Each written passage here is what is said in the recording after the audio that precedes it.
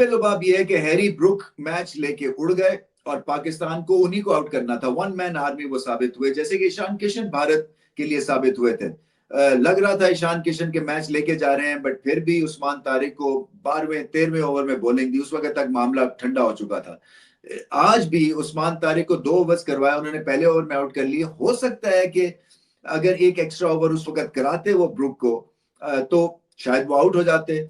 दूसरी तरफ से भी कुछ खास सपोर्ट नहीं मिली उस्मान तारिक को।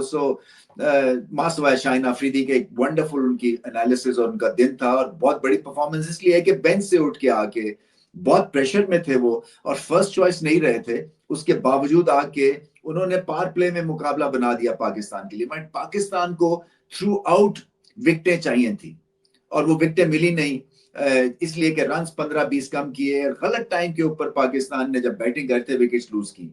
साइम अयूब की मुझे कुछ समझ नहीं आ रही है कि 2 ओवर के फुलझड़ी बल्लेबाज बन गए और इसी में वो खुश हैं, मुतमईन हैं। मतलब ऐसा लगता है कि जब वो आउट होते हैं तो उनको कोई फर्क ही नहीं पड़ता है। एक मिलियनर की तरह वो खेल रहे हैं। सो पाकिस्तान को सोचना है कि कितनी ज्यादा इनको और इनके लिए रस्सी जिसको कहते हैं ना वो दराज रखनी है कि ये फेलियर्स को आप रीइंफोर्स करते जाएं और वो एक फेलियर के बाद दूसरे फेलियर साबित हों। मेरे ख्याल से यही एक बहुत बड़ी वजह है कि पाकिस्तान जो है ना वो बाकी टीम से बहुत पीछे है। क्योंकि अस्सलाम वालेकुम। इंग्लैंड और पाकिस्तान का मैच था, सुपर 8 का पहला मैच तो वॉश आउट हो गया था। तो मैंने कहा था इंग्लैंड के पास सिर्फ कॉन्फिडेंस ये है कि वो श्रीलंका से जीत के आए हैं।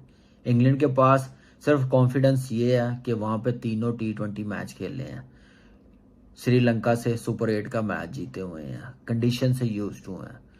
क्या पाकिस्तान नहीं है? क्या पाकिस्तान में ऐसी कंडीशन नहीं है? क्या हमने क्या नाम है श्रीलंका में 3 T20 मैच नहीं खेले? क्या हमने ये इस प्लानिंग के साथ खेले हैं? क्या हमारी इस वर्ल्ड कप में जो टीम गई है, जो 15 की है, चले ठीक है 15 गए हैं, अनाउंस कर दी, हमने कहा था सपोर्ट करेंगे, किया सपोर्ट।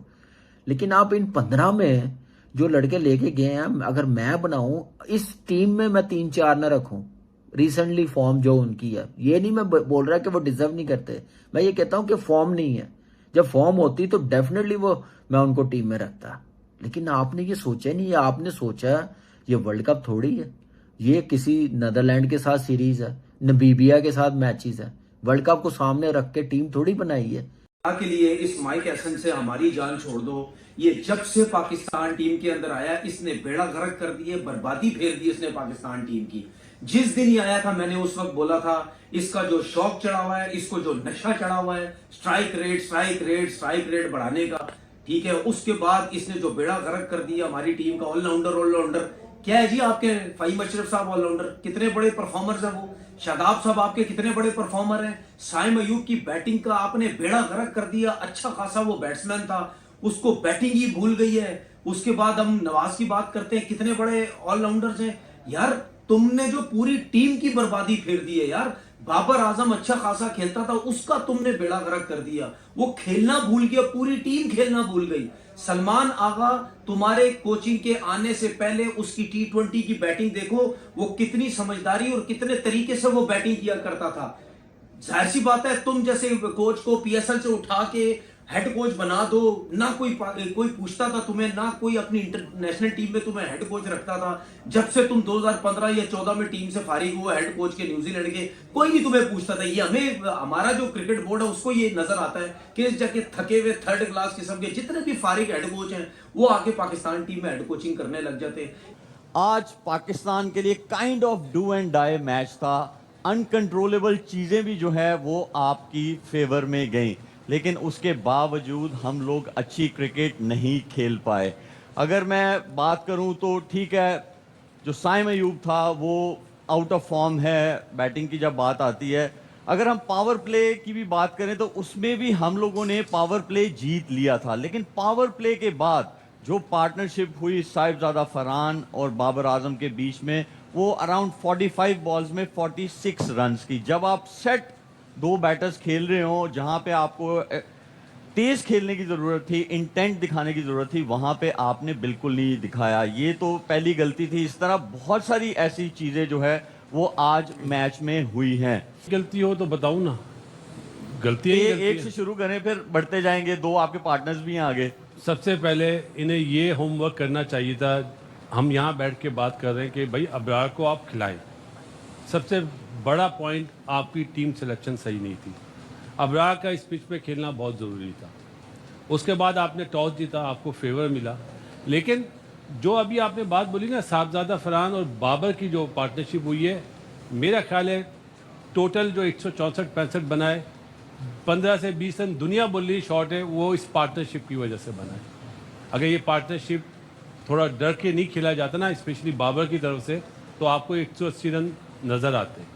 कामी 164 रन्स, आपको लगता है कि इस पिच पे ऑपोजिशन को देखते हुए और आपका बॉलिंग अटैक देखते हुए इनफ थे?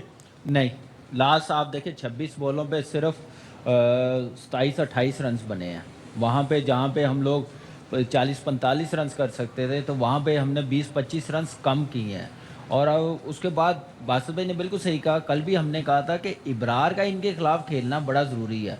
दो फास्ट बॉलर्स आप देख लें, नया था सलमान मिर्ज़ा, पहला मैच ही उसका ख़राब हुआ है, वो ओवरऑल बड़ी अच्छी बॉलिंग करता हुआ आ रहा है।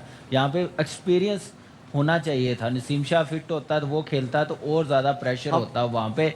बैटिंग में जो गलती है साइम अयूब की, हम कितनी बार बात करें, तो वो अब टीम मैनेजमेंट को नहीं समझ आ रही। साइम अयूब की अब जाके तो नहीं ना लड़ सकते, बता सकते, अब टीम मैनेजमेंट ने देखना है। बाबर और साहिबजादा फरहान की वो पार्टनरशिप भी आप कह सकते हैं कि वहाँ पे मोमेंटम थोड़ा सा लूज हुआ है। वहाँ बाबर आजम की हम बात कर रहे हैं कि यार चौथे नंबर पे वो भाई नहीं बन रहे। आप क्यों पाकिस्तान से ऊपर जो है ना एक ये शख्सियात को ले गए हैं भाई, किस लिए ले गए हैं?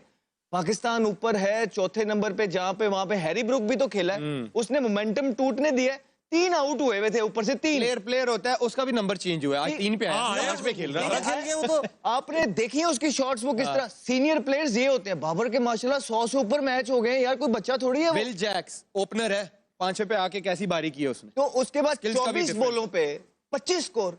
क्या डीमंस थे पिच के अंदर? क्या थे? कोई मिस्ट्री स्पिनर्स थे? कुछ भी नहीं थे। मसला ये है कि बाबर आजम का ना ही वो नंबर है, ना ही बाबर आजम की कोई फॉर्म है, ना ही बाबर आजम ने पिछले कोई 3 साल से परफॉर्मेंसेस की हैं, इंपैक्ट परफॉर्मेंसेस की हैं। हमने कहा था कि इनकी जगह आप नाफे को खिला लें। नहीं, 20 ओवरों के गेम के अंदर जब ऊपर से वो स्कोर उस तरह डिजायर नहीं हो रहे होते, तो निचलों के पास बॉलें ही नहीं होती।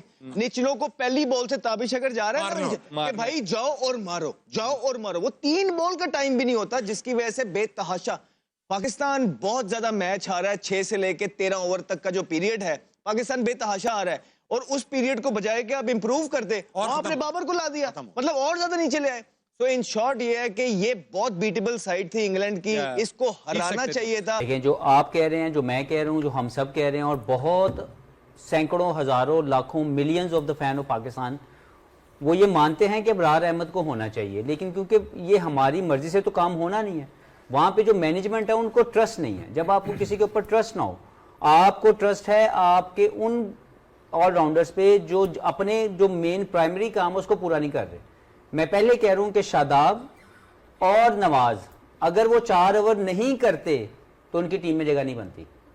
तो उनके 4 ओवर इंपैक्टफुल करवाने हैं, फिर उनकी बैटिंग की मुझे समझ आती है।